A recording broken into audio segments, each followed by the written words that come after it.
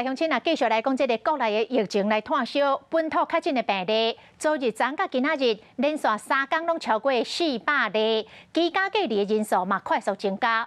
为着要保留着医疗的量能和中重症的患者，中央规划先伫新北市来试办着轻症的居家照护。今仔日新北市政府甲阿东病院就做伙来举办居家照护的说明会。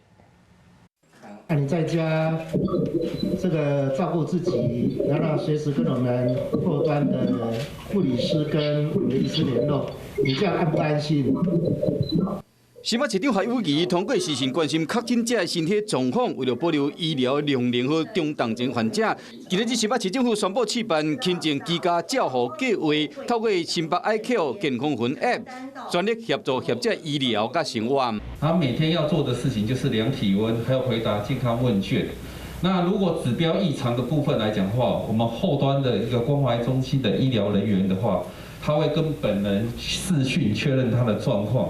那这样子一个 cycle 的话，每天3次。患者逐工爱量体温，填3摆健康问卷，自主健康检测。若是无回传，就是白色的。身体若正常是青灯，若无正常就会变红黄灯。相对就会将人送去病院治疗。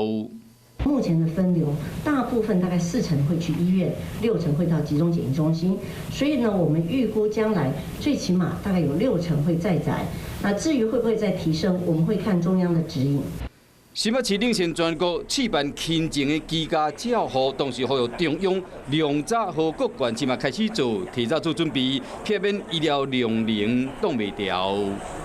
大家好，我是林依文。想要掌握多元的新闻资讯，当然也包括体坛动态，就要锁定华视新闻频道，还有订阅华视的 YouTube 频道，按赞、订阅、开启小铃铛。